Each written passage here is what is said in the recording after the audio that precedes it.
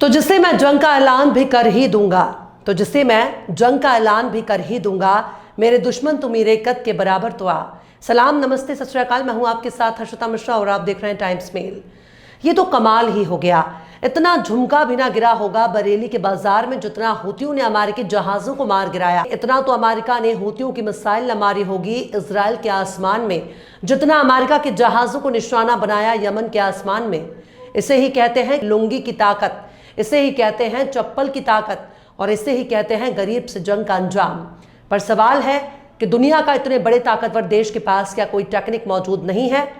बार बार America के बिन pilot वाले जहाजों को हूती मार मार कर तबाह कर रहे हैं। $32 मिलियन के पायलट लेस जहाज को कबाड़ बना रहे हैं, भंगार बना रहे हैं, उसके टुकड़े को चप्पल पहनकर हाथ में लहरा रहे हैं।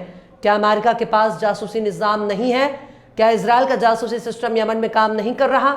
या फिर यमन के हूती ने सारे जासूसों को खत्म कर दिया? अब तक यमन के हूतियों ने 22 अमेरिकी ड्रोन को मार गिराया। इन्हीं ड्रोन को पायलट लेस जहाज कहा जाता है। एक नहीं, दो नहीं, तीन नहीं, 5, 10, 20 नहीं, बल्कि 22 ड्रोन को मार गिराने वाले हूती अमेरिका पर भारी पड़ते जा रहे हैं, क्योंकि हूती अमेरिका के उस ड्रोन को तबाह कर रहे हैं जिसे वो दुनिया के कई देशों को बेचना चाहता है, और बहुत से ड्रोन को बेच भी चुका है।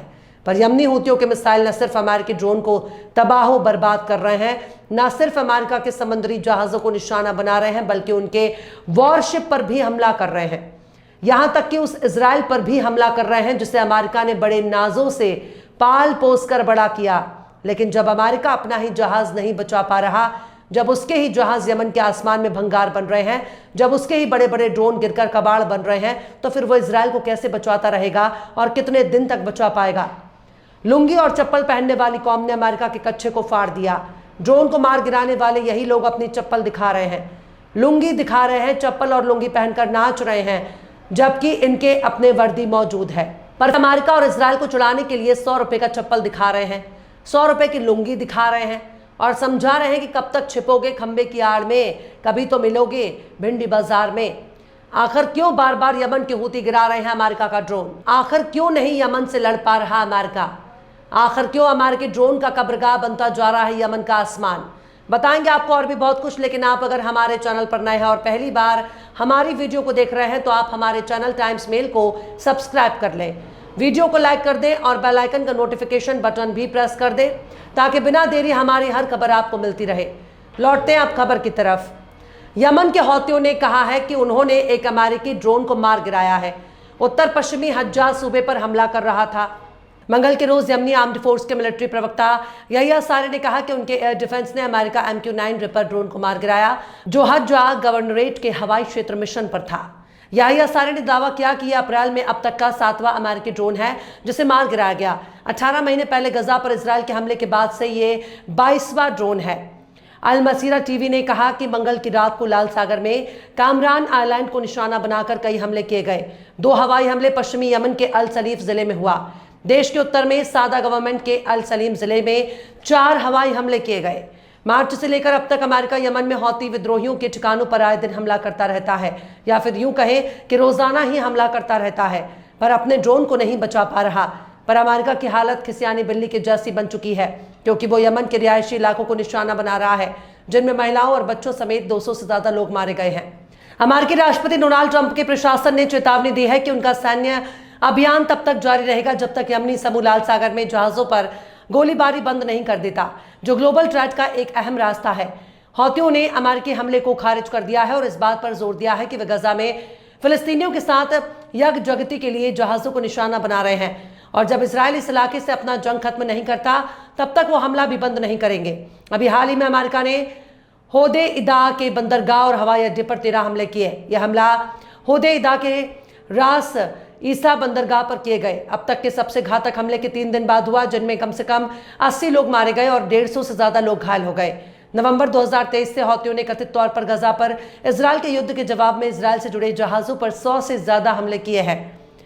हौतियों ने इस साल की शुरुआत में गजा में 2 महीने के सीजफायर के दौरान शिपिंग लेन पर हमले रोक दिए थे, लेकिन बीते महीने इजराइल ने सीजफायर तोड़ दिया था, जिसके बाद इनके हमले फिर से शुरू हो गए। हौती हमलों ने स्वेज कैनाल से शिपिंग को रोक दिया है, जो एक अहम रूट है, क्योंकि इसी रास्ते से ग्लोबल ट्रेड का लगभग 12% कारोबार होता है। जिसकी वजह से कई कंपनियों को साउथ अफ्रीका में कैंप ऑफ गुड होप के खर्चीले रास्ते का इस्तेमाल करने के लिए मजबूर होना पड़ रहा है। वहीं इजरायली सेना ने कहा कि यमन के हौती ने उत्तरी इजराइल के और एक बैलिस्टिक मिसाइल दागी है, जिसे उन्होंने मार गिराने का दावा किया है और यह भी कहा है कि हौतियों के हमले से कोई नुकसान नहीं हुआ। हालांकि यमनी आर्म्ड फोर्स के मिलिट्री प्रवक्ता ब्रिगेडियर जनरल यहिया सारे ने अपने बयान में कहा कि यमनी आर्म्ड फोर्स ने लाल सागर और अरब सागर में अमेरिकी aircraft carrier Harry S Trueman और कार्ल विंसन समेत जंगी जहाजों को निशाना बनाने के लिए 2 मिलिट्री ऑपरेशन चलाए, जिसमें क्रूज मिसाइलों और ड्रोन में इस्तेमाल किया गया। यहिया सारे ने इस बात पर जोर दिया कि हाल ही के हफ्तों में यमन के डिफेंस में सुधार हुआ है। वहीं गजा में अल जजीरा ने बताया कि बुध के रोज इजरायली हमलों में कम से कम 45 लोग मारे गए और 100 से ज्यादा फिलिस्तीनी जख्मी हुए। रात और सुबह में होने वाले हमलों की वजह से मरने वालों की तादाद में मजीद इजाफा हुआ है। वहीं इजराइल के कट्टरपंथी लीडर और national security minister Itamar Ben Gvir ने कहा कि गजा में खाने और सहायता सामग्री के गोदामों पर बमबारी करनी चाहिए। इसके लिए अमेरिकन रिपब्लिकन पार्टी के कुछ नेता उनके इस विचार से सहमत है। सीधा सा मतलब यही है कि गजा में नरसंहार के लिए अमेरिका ही इजराइल को इस्तेमाल कर रहा है। अमेरिका ही इजराइल का आका है और अमेरिका ही नेतन्याहू के कंधे पर बंदूक रखकर फिलिस्तीनियों का कत्ल कर रहा है। वहीं 18 महीने पहले शुरू हुए गजा जंग के बाद से अब तक कम से कम 51,305 फिलिस्तीनियों की मौत हो चुकी है। 1,17,096 फिलिस्तीनी जख्मी हो चुके हैं। वहीं गजा सरकार के मीडिया दफ्तर के हवाले से मरने वाला आंकड़ा 61,700 से ज्यादा बताया जा रहा है, जिसमें कहा गया है कि मलबे के नीचे लापता हुए हजारों लोगों के मारे जाने की आशंका है। खैर, गजा 70 साल से लड़ रहा है। वो आज भी अपने मुल्क को आजाद कराने के लिए लड़ रहा है, पर आजादी इतनी जल्द नहीं मिलती। लेकिन यमन वालों को गुलाम बनाना इतना आसान नहीं। यमन वाले दिल खोल कर लड़ रहे हैं, अमेरिका के बड़े बड़े जहाजों को निशाना बना रहे हैं, इजराइल पर हमला कर रहे हैं, इजराइल के आका अमेरिका के जहाजों को गिरा रहे हैं। इसे ही कहते हैं मुंह तोड़ जवाब, और इसे ही कहते हैं यमनी, जिन्हें कोई भी गुलाम नहीं बना सकता। बहरहाल चलते चलते आखिर में राहत इंदौरी ने भी क्या खूब फरमाया है। आते जाते पल ये कहते हैं हमारे कान में, आते जाते पल ये कहते हैं हमारे कान में, कूच का ऐलान होने को है, तैयारी रखो। फिलहाल इस खबर में बस इतना ही। इस पूरी खबर को शम्स तबरेज ने लिखा है, जिन्हें आप ट्विटर पर भी फॉलो कर सकते हैं। ट्विटर हैंडल है @शम्स तबरेज गाजी। ये वीडियो आपको कैसा लगा कमेंट बॉक्स में जरूर से बताइए। वीडियो पसंद आए तो लाइक करें। हमारे यूट्यूब के वीडियो लिंक को फेसबुक, ट्विटर, व्हाट्सएप पर अपने रिश्तेदार, यार, दोस्तों को भी शेयर करें। और बेबाक, निष्पक्ष, स्वतंत्र पत्रकारिता को सपोर्ट करने के लिए आप हमारे चैनल टाइम्स मेल को जरूर से सब्सक्राइब करें। और हाँ, बेल आइकन की घंटी वाली बटन आप जरूर से दबा दें ताकि आपको हमारे आने वाले नए वीडियो की नोटिफिकेशन फौरन ही मिल जाए। फिर मिलता है किसी और वीडियो में एक नई खबर के साथ। हर्षिता मिश्रा को दीजिए इजाजत। जय हिंद। अगर अभी तक आपने हमारे चैनल टाइम्स मेल को सब्सक्राइब नहीं किया है तो जल्दी से सब्सक्राइब कर दें और बेल आइकन भी प्रेस कर दें।